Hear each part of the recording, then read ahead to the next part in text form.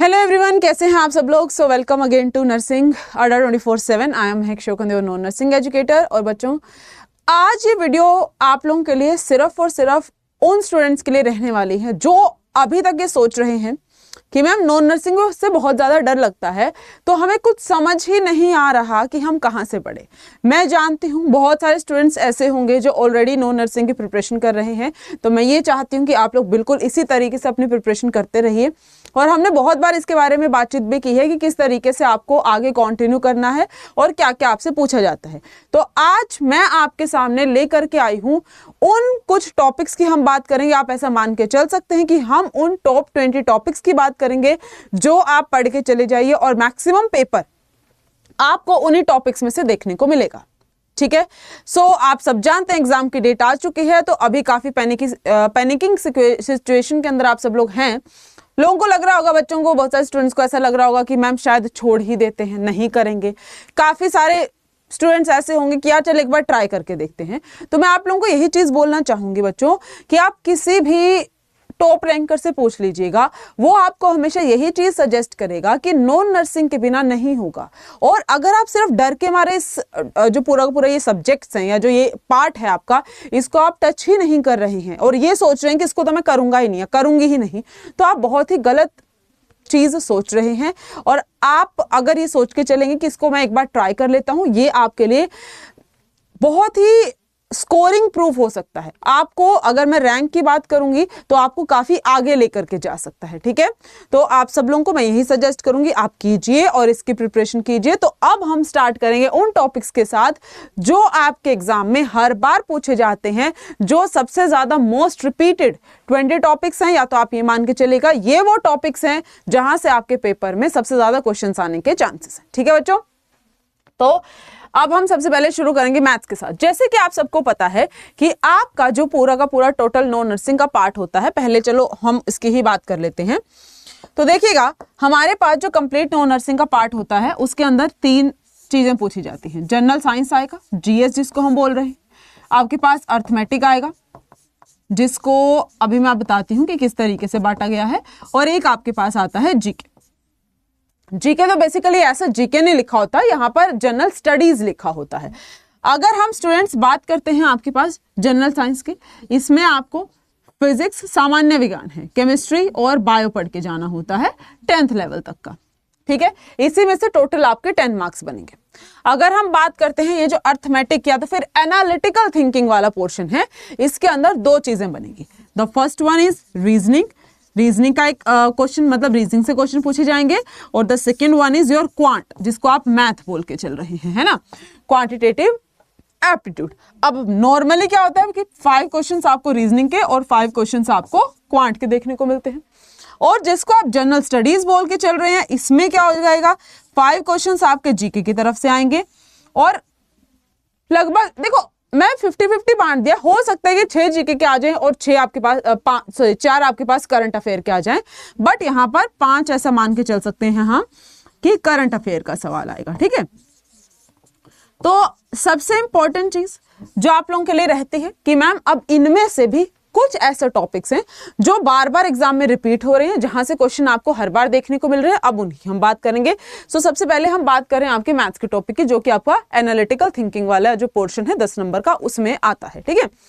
तो इसमें से अगर आप ध्यान देंगे, ये जो मैंने 6 टॉपिक्स यहाँ पर लिखे हैं, यहां से हर बार क्वेश्चन पूछा जाता है, आता है। ठीक है। परसेंटेज से आप पूछा जाता है भाई, परसेंटेज का टॉपिक प्रॉफिट एंड लॉस के साथ मिक्स कर देगा, डिस्काउंट के साथ मिक्स करके दे देगा। सिंपल इंटरेस्ट का भी क्वेश्चन पूछा जा सकता है। तो percentage, profit and loss, discount, ये अर्थमेटिक का पोर्शन होता है, यहां से सवाल आपको पूछा जाता है। अब इसके अलावा टाइम एंड वर्क का क्वेश्चन पूछा है उसने, स्पीड एंड डिस्टेंस का भी क्वेश्चन पूछा है, एंड रेशियो एंड प्रोपोर्शन का। अब मैं आपको 2 ऐसे टॉपिक बताती हूँ जहां से 2019 में सवाल पूछा गया था। ज्यादा फ्रिक्वेंटली नहीं पूछा जा रहा, बट हाँ स्टिल वहां से भी क्वेश्चन पूछा गया, जिसको आप थोड़ा सा एक्स्ट्रास में रख सकते हो। नंबर्स की अगर बात करोगे, नंबर्स में स्टूडेंट्स आपके पास एचसीएफ एंड एलसीएम का सवाल आने के भी चांसेस है। ठीक है। ये हो गया बच्चों अपने पास मैथ्स। क्या हो गया जी? ये आपके पास मैथ्स हो गया। अब हम बात करते हैं रीजनिंग, जो मैंने आपको 5 नंबर रीजनिंग की यहाँ पे बात की है। देखो, कोडिंग डिकोडिंग का क्वेश्चन हर बार आ रहा है। आपको कोडिंग डिकोडिंग का पता होगा, किसी एक सर्टेन लेटर का आपको कोड दे देगा, दूसरे का आपको फाइंड आउट करने को बोलेगा। अल्फाबेट सीरीज, मिसिंग अल्फाबेट, यहाँ से सवाल पूछा जा रहा है। नंबर सीरीज में क्या हो रहा है बच्चों? नंबर सीरीज में आपसे मिसिंग नंबर भी पूछ रहा है या फिर सीरीज को कंप्लीट करने के लिए पूछ रहा है, तो यहां से भी क्वेश्चन आ रहा है। एक क्वेश्चन पक्का देखने को मिलता है हर साल।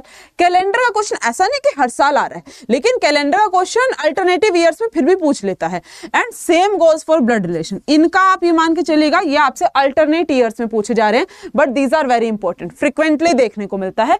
डायरेक्शन टेस्ट का क्वेश्चन हर बार पूछा जाता है। अब इसके अलावा और कहां से आ रहे हैं मैम? इसके अलावा क्लॉक का क्वेश्चन एक बार पूछा गया है। क्लॉक देखो इतना ज्यादा इंपॉर्टेंट नहीं, बट स्टिल क्लॉक का क्वेश्चन एक बार पूछा गया था।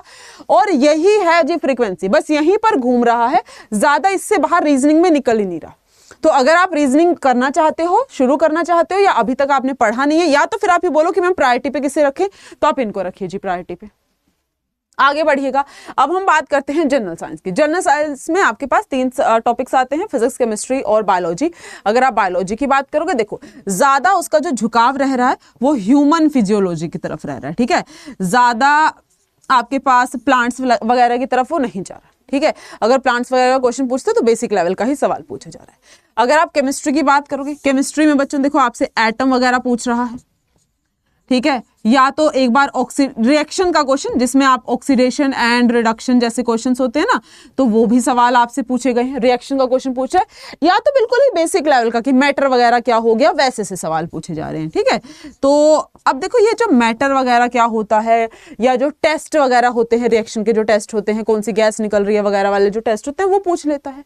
अगर मैं फिजिक्स की बात करूं, यूनिट का एक सवाल भाई हर बार पूछ रहा है, यूनिट का सवाल फ्रिक्वेंटली पूछा जा रहा है। इसके अलावा जो आपके पास ऑप्टिक्स वाला पोर्शन होता है, जिसमें आप मिरर्स और लेंसेज की बात कर रहे हो, वहां से भी क्वेश्चन पूछ रहा है ना। मिरर्स हो गए, लेंसेज हो गए, वहां से एक क्वेश्चन आपसे पक्का पूछा जा रहा है। अब एटम खैर मैंने यहां पर रख दिया, आप एटम यहां पर रख लीजिए, वहां पर रख लीजिए, बात एक ही होती है, केमिस्ट्री फिजिक्स दोनों में ही आता है एटम, तो एटम से सवाल पूछ लेता है। ये थोड़े से टॉपिक ज्यादा इंपॉर्टेंट है, यहां से पूछ रहा है, बट मैं आपको यही सजेस्ट करूंगी कि आप लोग जो है एटलीस्ट साइंस में ना पूरे के पूरे 10 नंबर स्कोर कर सकते हो, तो उसके लिए आप ना 10th लेवल तक का जो साइंस है वो पढ़ लीजिए, है ना। अगर आप 10th लेवल तक की साइंस पढ़ लोगे तो आपके लिए बहुत बेहतरीन रहेगा। आइए अब जरा सा लास्ट जो पोर्शन अपने पास जीके, ये भी आपका 10 नंबर लेकर के बैठा है। जीके तो क्या, इसको मैं जनरल स्टडीज लिख देती हूँ, ठीक है, सो दैट अगर कोई ऐसा स्टूडेंट है जिसको थोड़ी कंफ्यूजन रहेगी, उसके लिए कंफ्यूजन दूर हो जाए। कितने का आ रहा है बच्चों? पूरा 10 मार्क्स अपने पास लेकर के बैठा है। अब इसमें सबसे इंपॉर्टेंट देखो, जीके का जो स्टैटिक जीके होता है, अब उसमें आपके पास पूरा जो आपका ज्योग्राफी आएगा वो भी पूछ लेगा, हिस्ट्री भी पूछी जा सकती है, पॉलिटी भी पूछी जा सकती है। ये आपको अगर मैं सजेस्ट करूं, थोड़ा सा आप ज्योग्राफी के बारे में पढ़ लीजिए, ज्यादा आसान आपको यही लगेगी as compared to polity and history. अब जो पॉलिटी है वो करंट की पढ़ लो तो ज्यादा बेटर है, कि कौन सी पोजीशन पर कौन सा मंत्री बैठा है, वो भी आप कर सकते हो। हिस्ट्री को चाहो तो बस हिस्ट्री जो है आपकी ईस्ट इंडिया कंपनी वाली, जो अपना पार्टीशन वाली हिस्ट्री है, उसके बारे में थोड़ा बहुत पता कर लीजिए। उसके अलावा देखो हिस्ट्री के सवाल ना मौर्यन एम्पायर तक चला जाता है, मुगल एम्पायर, मौर्यन एम्पायर, पालाज के बारे में पूछ लेगा, बुद्धिस्ट के, बहुत कुछ हिस्ट्रीज। मतलब अगर जीके की बात करूं, ये बहुत ज्यादा वास्ट है, यहाँ पर हम टॉपिक्स पे हाथ नहीं रख सकते कि क्या क्या पूछा जा रहा है। मौर्यन एम्पायर का खैर क्वेश्चन बहुत बार पूछा गया है, तो थोड़ा सा ऊपर से इसके बारे में पढ़ सकते हो, है ना। अगर लग रहा है कि मैडम जी टाइम है, अभी लास्ट में एक आपको ना टिप मिलने वाली है, लास्ट तक रुकिएगा, लास्ट में एक टिप दूंगी कि कहां से पूरी तैयारी हो जाएगी। करंट अफेयर बच्चों, लास्ट 7 to 8 मंथ्स के करंट अफेयर कर जाना, आपके 10 नंबर कहीं नहीं जाएंगे, ठीक है। लास्ट 7 to 8 मंथ के आप करंट अफेयर पढ़ जाओ, 5 नंबर यहां से आ जाएंगे। अब वो लास्ट टिप क्या है मैम? बेसब्री से हो रहा था इंतजार, अब उस लास्ट टिप के बारे में बताते हैं। आपका रेलवे का पेपर है, मैं आपको ये कह रही हूं, जितने भी कोई भी पेपर आपको दिखाई देता है रेलवे का, हाल फिलहाल में जो भी पेपर हुए हैं, बहुत सारे बच्चे से पूछते रहते हैं मुझसे, मैम कहां से पढ़ें, कहां से प्रैक्टिस करें, ये है, इसके जितने भी PYQs हैं कहीं से भी मिल रहे हैं, मैं आपको टेलीग्राम चैनल पे प्रोवाइड करवा दूंगी। अगर आप लोग कहोगे तो कमेंट करके बताना कि रेलवे के PYQs में प्रोवाइड करवा दो, यहां से कर लो जी, नॉनर्स हो जाएगी आपकी, ठीक है, लेकिन टेलीग्राम चैनल से जुड़ना पड़ेगा। टेलीग्राम चैनल का नाम आपके पास क्या है, नॉन नर्सिंग बाय महक मैम। यहां पर जुड़ जाओ। करंट अफेयर का देखो रोज मटेरियल दे रही हूं मैं तुमको, वहां वो 10-10 पॉइंटर अगर रोज भी पढ़ लोगे तब भी उसका करंट अफेयर आपका 5 नंबर जितना तो हो ही जाएगा। और जीके के बारे में फैक्ट्स आपको बता दिए जाते हैं, जीएस के भी आ जाते हैं, जनरल साइंस के भी आ जाते हैं। तो आप इस टेलीग्राम चैनल से कनेक्ट कर लीजिए। इससे कनेक्ट करोगे तो आपको मैं रेलवे के PYQs भी प्रोवाइड कराता हूँ। यहां से कर लो क्वेश्चन प्रैक्टिस। जैसा आपका फॉर्मेट होता है ना पेपर का, वो लगभग ऐसा सही आता है, इससे ऊपर एक सवाल नहीं पूछता आपसे, ठीक है। तो this is it for this video. यही था आपका नॉन नर्सिंग का पूरा स्ट्रेटेजी। तो आप पढ़ना शुरू कीजिए और स्कोर कीजिए। देखो बच्चों, नॉन नर्सिंग को पैरेलली लेकर के चलो, अब वो तुमको नंबर दिलवाएगा, है ना। कोर तो सभी तैयार कर ही रहे हैं, चाहे कोई भी हो, किसी ने भी फॉर्म भरा, अपने कोर सब्जेक्ट पे तो फोकस करेगा ही करेगा। तुमने अभी नॉन नर्सिंग पे फोकस कर लिया, you will go very ahead in your marks और रैंक्स की अगर आप बात करोगे, ठीक है। सो अगर आप इन टॉपिक्स पे फोकस करेंगे तो आप नॉन नर्सिंग में बहुत ही बेहतरीन स्कोर कर पाएंगे। तो these were your top 20 topics. लेकिन अगर इसके बावजूद आपको ऐसा लगता है कि मैम हमको जो है अच्छे से पढ़ाई करनी है, हमको एक वेल स्ट्रक्चर्ड प्लान चाहिए कि आखिरी के जो बचे हुए दिन हैं, इन दिनों में हम अपनी क्या वो स्ट्रेटजी फॉलो करें या क्या वो प्रिसाइज कंटेंट फॉलो करें जिसकी मदद से हम जो है बहुत ही अच्छा स्कोर कर पाएं, तो बच्चों उसके लिए अड्डा 24/7 आपको ऑफर करता है वंदे भारत बैच। लेकिन खास बात यह है कि अभी आप, जैसे कि आप सब जानते हैं कि हमारे फेस्टिवल्स चल रहे हैं, लोहड़ी थी और आपके पास मकर संक्रांति है जी, पोंगल है, बस इसीलिए अड्डा 24/7 आपको ऑफर कर रहा है एक फेस्टिव सेल, जहां पर, जिसका नाम है देश एक फेस्टिवल अनेक। यहां पर आपके फेस्टिवल्स को सेलिब्रेट करते हुए अड्डा 24/7 भी आपके लिए कुछ खास ले आया जी। आपको मिल रहा है सभी बैचेस पर 80% ऑफ और साथों साथ 3x वैलिडिटी। अगर आप वंदे भारत में एनरोल करते हैं, ये आपका ऑफर उसके ऊपर एप्लीकेबल रहेगा। अगर आप एनरोल करना चाहते हैं नर्सिंग महापैक में, ये ऑफर आपका उसके ऊपर भी एप्लीकेबल रहेगा। तो मैं एक बार आपको फटाफट बैच के बारे में बता देती हूँ। तो आइएगा, तो आपको क्या करना है, अपना कोई भी ब्राउजर ओपन अप कर लेना है। यहां पर आपको क्या करना है, अड्डा 24/7 सर्च करना है। अड्डा 24/7 अगर आप सर्च करेंगे, कुछ इस तरीके का इंटरफेस आपके सामने आएगा। आप जाइएगा जी पहले लिंक पर, पहले लिंक को ओपन करेंगे ऑल कोर्सेज, और ऑल कोर्सेज से बच्चों आप जाइएगा जी नर्सिंग पर, RRB नर्सिंग सुपरिटेंडेंट पर चलते हैं। ये है आपका Vande Bharat last ride batch. ये बैच आपको यहां जहां पर भी तुम अपनी पूरी प्रिपरेशन की जर्नी में हो, वहां से आपको सिलेक्शन तक लेकर के जाएगा।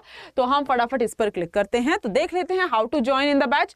बाय नाउ पर आप क्लिक कर सकते हैं। कूपन कोड आपके पास क्या रहने वाला है, कूपन कोड बच्चों आपके पास रहेगा YT43। आप इस कूपन कोड को अप्लाई कीजिए तो बैच यहां पर आपको 1817 रुपए में मिल जाएगा। जो आपका यहां पर सेल चल रही है, अगर उसमें भी आप एक्स्ट्रा 2% का डिस्काउंट चाहते हैं तो आप ये कूपन कोड को यूज कर सकते हैं। उसके अलावा बहुत सारे ऐसे स्टूडेंट्स हैं जो ये बोलते हैं कि मैम हमको नॉन नर्सिंग के बारे में बता दीजिए। तो बच्चों एक बार मैं आपको नॉन नर्सिंग के जो फ्री बैचेस हैं उनके बारे में बता देती हूँ।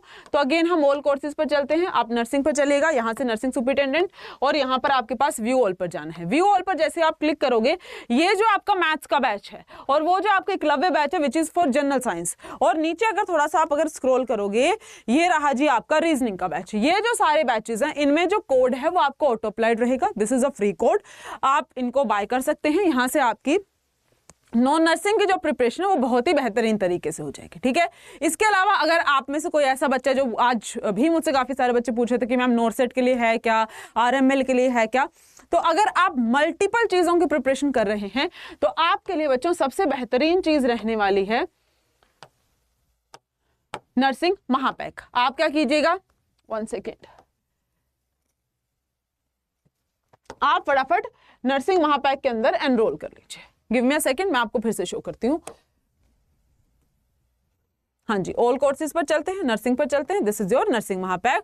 तो ये है जी आपका नर्सिंग महापैक। अब आप इसमें भी एनरोल कर सकते हैं। अगेन आप यहाँ पर कूपन कोड अप्लाई कर लीजिए YT43। अगर आप वो कूपन कोड अप्लाई करेंगे, आपकी सेल चल रही है, उस पर भी आपको एक्स्ट्रा 2% का डिस्काउंट मिल जाएगा। तो फटाफट जाओ और बैचेस में एनरोल कर लो। तो अगर आपको कोई भी डाउट, कोई भी क्वेरी आती है, आप मुझे कमेंट करके बता सकते हैं। तो मेरी तरफ से फिलहाल इतना ही। Thank you so much, have a good day. I will see you in the next video.